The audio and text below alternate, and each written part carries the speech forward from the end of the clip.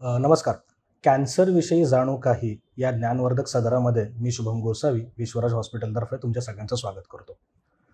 आजच्या या भागामध्ये गुदाशयाचा कॅन्सर, ज्याला आपण रेक्टल कॅन्सर असंही म्हणतो, याबद्दल आपण माहिती जाणून घेणार आहोत. तर आजच्या या भागामध्ये आपल्याला मार्गदर्शन करण्यासाठी पुण्यातील नामवंत कॅन्सर तज्ज्ञ doctor Anup Tamankar sir, consultant Vishwaraj hospital, हे आपल्यासोबत जोडले गेलेले आहेत. नमस्कार सर, या कार्यक्रमामध्ये मी तुमचं स्वागत करतो. नमस्कार. तर सर्वप्रथम सुरुवात करण्याआधी गुदाशय म्हणजे काय आणि गुदाशयाचा कॅन्सर म्हणजे नेमकं काय याबद्दल मार्गदर्शन करा. नक्कीच. अतिशय चांगला प्रश्न आहे शुभम. विषय असा आहे की आपल्या आतड्याची जी संरचना आहे त्याच्यामध्ये अन्ननलिकेपासून आतड्याची सुरुवात होते, त्यानंतर जठर येतं, त्यानंतर छोटं आतडं येतं आणि त्याच पद्धतीनं मोठं आतडं येतं. ह्या मोठ्या आतड्याचा जो शेवटचा हिस्सा आहे त्याला आपण गुदाशय म्हणतो आणि तिथपर्यंत विष्ठा तयार होते आणि त्यातून मग एनल कॅनल, ज्याला आपण गुदद्वार म्हणतो, इथून विष्ठा शरीराच्या बाहेर विसर्जित केली जाते. तर हा जो मोठ्या आतड्याचा शेवटचा हिस्सा आहे त्याला आपण गुदाशय असं म्हणतो, की ज्याची लांबी साधारण एक 15 सेंटीमीटरच्या आसपास असते. काही वेळेला काय होतं की ह्या गुदाशयाचं जे आतमधलं आवरण आहे त्याच्यामध्ये ॲबनॉर्मल चेंजेस होतात आणि त्याची परिणती जी आहे ती गाठी तयार होण्यामध्ये किंवा अल्सर तयार होण्यामध्ये होते, की जे कॅन्सरचे रूपांतर त्याच्यामध्ये होऊ शकतं. तर हा कॅन्सर जो आहे तो दिवसेंदिवस समाजामध्ये वाढतोय आणि त्यामुळे हा थोडासा चिंतेचा विषय आहे आणि त्याच्याबद्दल थोडी चर्चा आणि उहापोह होणं गरजेचं आहे. म्हणून आपण हा विषय आज हाताळतो. तर सर, या कॅन्सरची साधारण लक्षणं काय असतात आणि तो कोणत्या वयोमानामध्ये प्रामुख्याने आढळतो? गुदाशयाच्या कॅन्सरमध्ये 2 किंवा 3 पद्धतीनं हा आजार प्रेझेंट करू शकतो. पहिली गोष्ट की जर पॉलिप तयार झालं, म्हणजे की एक ॲबनॉर्मल चट्टा तयार झाला आणि त्याच्यामधून नंतर एक ग्रोथ तयार झाली, वाढ तयार झाली, तर दर वेळेला जेव्हा विष्ठा विसर्जित होते त्यावेळेला त्या पॉलिपवरती घासत ती विष्ठा जाते आणि त्याच्यामुळं त्याच्यातून ब्लिडिंग होऊ शकतं. त्यामुळं एक लक्षण जे आहे ते आहे ॲबनॉर्मल ब्लिडिंग, की जे थांबत नाही. दुसरी गोष्ट की काही वेळेला अल्सर तयार होतो आणि अल्सर तयार झाल्यामुळे तिथे वेदना होऊ शकतात. तर विष्ठा विसर्जित करताना अतिशय वेदना होणं हे एक दुसरं लक्षण असू शकतं. तिसऱ्या पद्धतीचं लक्षण असतं की क्वचित प्रसंगी हा आजार एका गोल रिंगच्या फॉर्मॅटमध्ये तयार होतो आणि त्याच्यामुळे गुदाशयाचा आतमधलं जे भोक आहे ते अरुंद होतं आणि त्यामुळे विष्ठा विसर्जित करायला त्रास होतो, विष्ठा कडक होते, ज्याला आपण कॉन्स्टिपेशन म्हणतो. त्यामुळं खूप लॉंग ड्युरेशनसाठी संडासाच्या वेळेला ब्लिडिंग होणं किंवा वेदना होणं किंवा लॉंग टर्मचं कॉन्स्टिपेशन असणं, बद्धकोष्ठ ज्याला आपण म्हणतो, तर ह्या गोष्टी लाईटली घेण्याजोग्या नाही आहेत. तर ह्या आजाराची मेजॉरिटी टाइम्स जी लक्षणं असतात ती ह्याच पद्धतीची असतात. त्यामुळं जर एखाद्या ॲपरंटली नॉर्मल व्यक्तीला ही काही लक्षणं असतील तर त्यांनी योग्य तज्ज्ञांना वेळेवारी दाखवणं गरजेचं आहे आणि हा आजार रूल आउट होणं गरजेचं आहे. सर, या आजाराच्या अचूक निदानासाठी कोणत्या तपासण्या कराव्या लागतात? जेव्हा हा आजार सस्पेक्टेड असतो, म्हणजे आता फॉर एक्झाम्पल एखादा पेशंट ही लक्षणं घेऊन गेला तज्ज्ञांकडे, सर्वप्रथम आपण त्यांचं एक्झामिनेशन करतो, म्हणजे गुदद्वारामधून आपण बोट आतमध्ये घालून तपासणी करतो. तर त्यामध्ये आपल्याला अल्सर लागू शकतो हाताला किंवा एखादी ग्रोथ लागू शकते किंवा एखादं पॉलिप लागू शकतं. तिथून या सगळ्या गोष्टींची सुरुवात होते. तर सर्वप्रथम जे आपल्याला एक्झामिनेशनवरती समजतंय त्याला कन्फर्म करणं गरजेचं आहे, म्हणून आपल्याला एंडोस्कोपीज लागतात. तर जेव्हा एंडोस्कोपी गुदद्वारामार्फत केली जाते तेव्हा त्याला आपण कोलोनोस्कोपी म्हणतो. ह्याच्यामध्ये गुदद्वारापासून उलटं आतमध्ये एंडोस्कोप टाकून पूर्ण मोठा आतडा आपण बघतो. त्याच्यामध्ये एकाच ठिकाणी हा आजार आहे का अजून 3-4 ठिकाणी वेगवेगळ्या ठिकाणी एकाच वेळेला वेगवेगळे आजार तयार होत आहेत याची शहानिशा केली जाते. त्याच वेळेला त्या कोलोनोस्कोपमधून बघत आपल्याला एक छोटीशी त्याची बायोप्सी करता येते, ज्याला आपण सॅम्पल घेणं म्हणतो. तर त्या बायोप्सीवरती तपासण्या झाल्यावर ॲक्च्युअली सस्पेक्टेड आजार कन्फर्म होतो. तर हे झालं निदान होण्यासाठी. आता ह्याच सोबत आपल्याला हेही महत्त्वाचं आहे की तो आजार ॲक्च्युअली आहे किती मोठा हे बघणं. तर याच्यासाठी लोकली तो किती मोठा आहे हे पाहण्यासाठी सर्वात योग्य जी मोडॅलिटी आहे ती आहे MRI. तर ओटीपोटाचा MRI केल्यानं एक्झॅक्टली आपल्याला समजतं की आजार किती मोठा आहे, गुदाशयाच्या भिंतीमध्ये तो किती डीप पर्यंत रुतलेला आहे. दुसरी गोष्ट, गुदाशयाच्या आजूबाजूला काही अवधानं वगैरे काही वाढलेत का नाही, ज्याला आपण लिम्फ ग्रंथी म्हणतो. तर ह्या गोष्टीची आपल्याला त्याच्यानुसार कल्पना येते.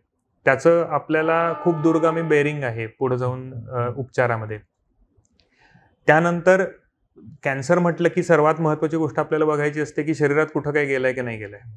तर त्यामुळं हे बघण्यासाठी आपल्याला पोटाचा सीटी स्कॅन आणि छातीचा सीटी स्कॅन मिनिमम करणं गरजेचं आहे, किंवा जर इझिली अवेलेबल असेल तर पेट स्कॅन केलेला उत्तम.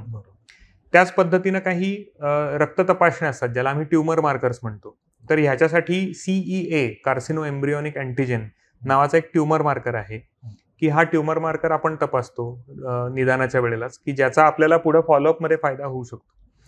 आणि सोबतच ज्या जनरल टेस्ट आहेत की ज्या आपल्याला कुठल्याही पद्धतीची कॅन्सरची ट्रीटमेंट सुरू करण्यासाठी गरजेचे आहेत, ते आपल्याला कराव्या लागतात.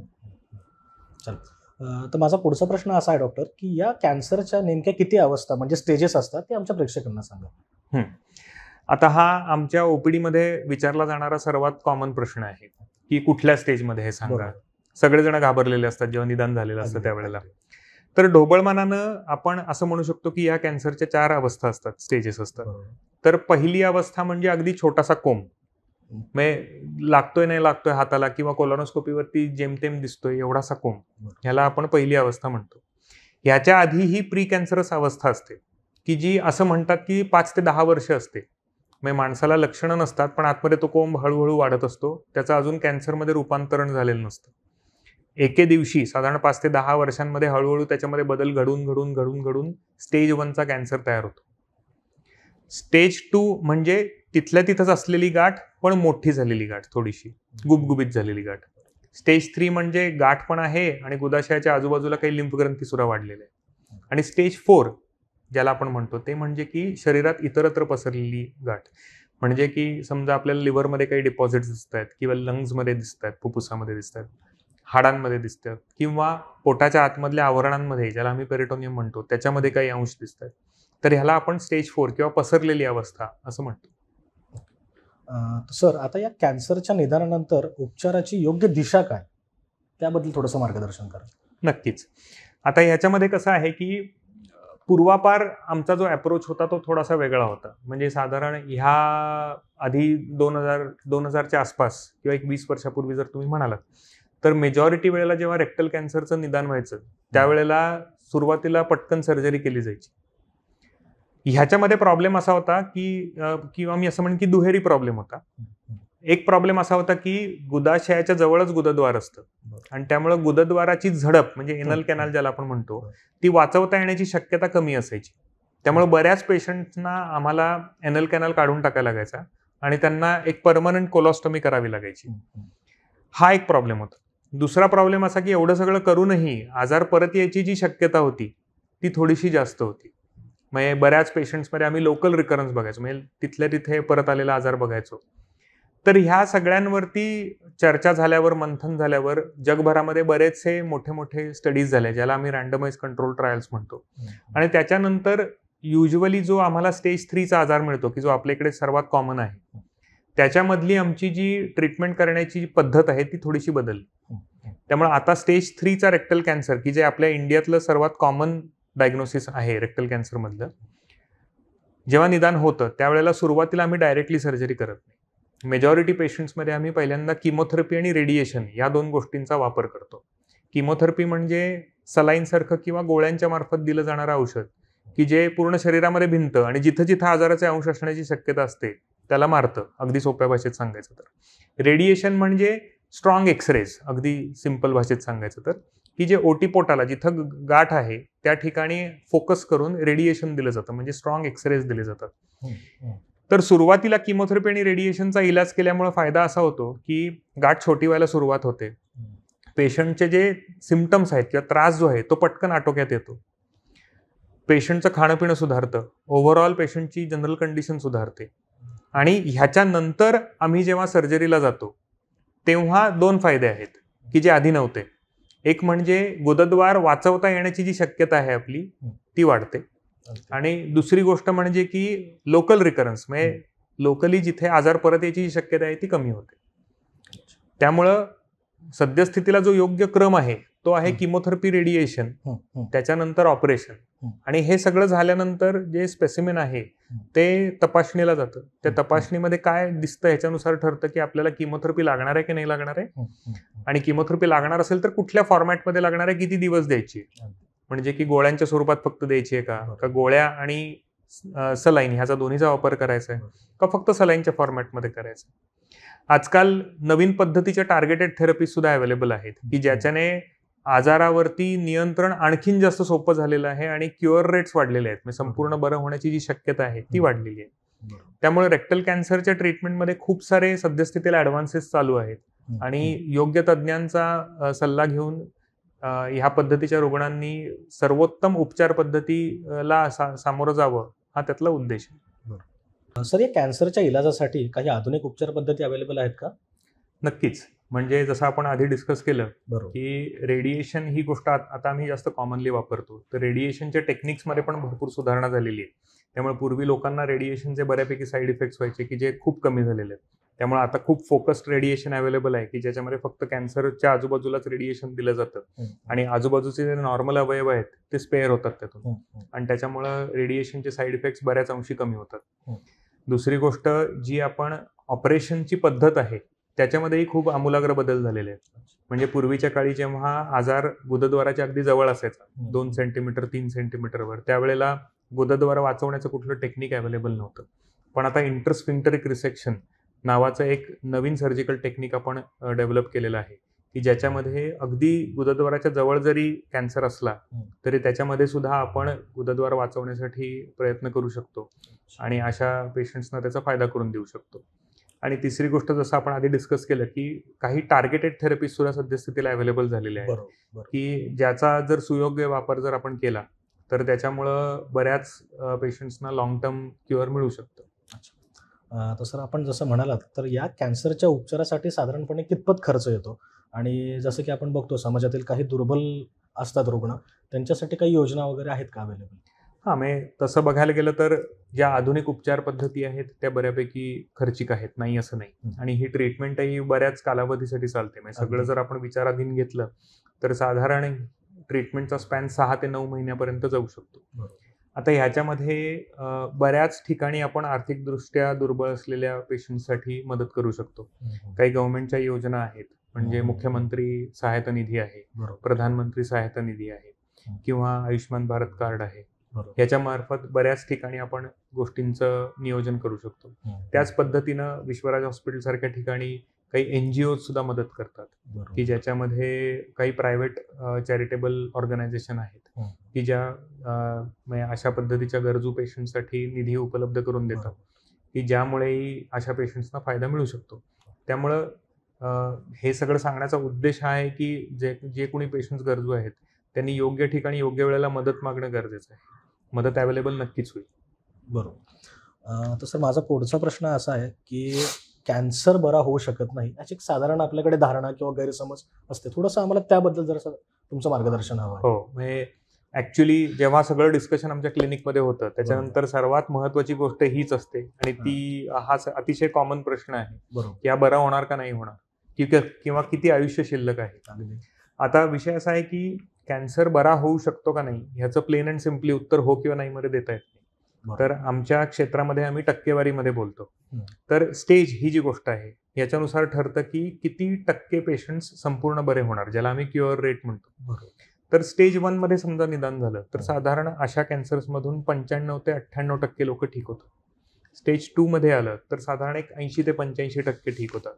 स्टेज 3 मध्ये 65 ते 70% आणि स्टेज 4 मध्ये म्हणजे ज्याला आपण पसरलेली अवस्था म्हणतो त्याच्यातही लिमिटेड स्टेज 4 आणि डिफ्यूज स्टेज 4 असे 2 प्रकार आहेत. म्हणजे लिमिटेड स्टेज 4 म्हणजे एखाद दुसऱ्या अवयवापुरता किंवा एखाद दुसरे गाठ इकडे तिकडे दिसतीये त्याच्यातूनही 30% लोक संपूर्ण बरे होऊ शकतात. पण जर डिफ्यूज पूर्णपणे पसरलेला आजार असेल तर ह्याच्यातून संपूर्णपणे बरं होण्याचा मग मार्ग असत नाही. मग त्या ठिकाणी आम्ही लाईफ स्पॅन बद्दल बोलायला सुरुवात करतो की किती आयुष्य शिल्लक आहे, 6 महिने, वर्ष, 1.5 वर्ष, 2 वर्ष, आणि सगळे जे प्रयत्न आहेत ट्रीटमेंटचे त्या पॉईंटच्या पुढे तर ते आयुष्य वाढवण्यासाठी आणि आयुष्य जेवढं आहे तेवढं सुखकारक ठेवण्यासाठी होतं, ज्याला आम्ही पॅलिएशन असं म्हणतो. सो मेजॉरिटी पेशंट्स जे स्टेज 3 मध्ये डायग्नोसिस होतात आपल्याकडे तर त्यांच्यामध्ये साधारण एक खूप चांगला चान्स आहे 65 ते 70% की बरोबर. योग्य पद्धतीनं जर उपचार झाले तर हे पेशंट बरे होऊ शकतात. आता तुम्ही मला सांगितलं ह्या 4 स्टेजेसबद्दल. तर त्यालाच धरून माझा असा प्रश्न आहे, की रेक्टल कॅन्सरचं निदान सर्वात कॉमनली कोणत्या स्टेजमध्ये होतं? तसंच सुरुवातीच्या अवस्थेमध्ये निदान करण्यासाठी काही उपाययोजना आहेत का? आता हा अतिशय चांगला प्रश्न आहे आणि मी असं म्हणेन की हे आपलं दुर्दैवही आहे भारतामध्ये, की मेजॉरिटी पेशंट्स जे आपल्याकडे निदान होतात ते स्टेज 3 किंवा 4 मध्ये होतात. बरोबर. आणि ह्याचं बरोबर उलटं चित्र जे आहे ते वेस्टर्न वर्ल्डमध्ये किंवा डेव्हलप्ड वर्ल्डमध्ये आहे, की जिथं मेजॉरिटी पेशंट्स जे मिळतात ते स्टेज 1 किंवा 2 मध्ये मिळतात. ह्याचं कारण असं आहे की एकतर म्हणजे त्यांच्याकडे असलेला अवेअरनेस, बरोबर. म्हणजे ह्याबद्दल पिरियॉडिक हेल्थ चेकअप्स त्यांच्याकडे खूप कॉमनली होतात. बरोबर. पेशंट्स स्वतःच्या किंवा पेशंट म्हणण्यापेक्षा माणसं स्वतःच्या आरोग्याबद्दल जास्त अवेअर जागरूक. आहेत आणि काळजीपूर्वक आपलं आरोग्य जपतात. हे आपल्याकडे बदलण्याची गरज आहे. अगदी. आणि डेफिनेटली जसं आपण आधी डिस्कस केलं की क्युअर रेट ही जी गोष्ट आहे ही स्टेजवर अवलंबून आहे. अगदी. त्यामुळे जर आधीच्या स्टेजमध्ये आपण पकडू शकलो कॅन्सरला तर ह्याच्यातून संपूर्ण बरं होण्याचे चान्सेस खूप चांगले आहेत. तर असे प्रयत्न नॉर्मल माणसांमध्ये करण्यासाठी जी उपाययोजना अवलंबली जाते त्याला आपण कॅन्सर स्क्रीनिंग म्हणतो. बरोबर. आता यातला दुर्दैवी पार्ट हा आहे की पहिल्या 2 स्टेजेसमध्ये माणसाला विशेष सिम्पटम्स येत नाहीत, लक्षणं येत नाहीत.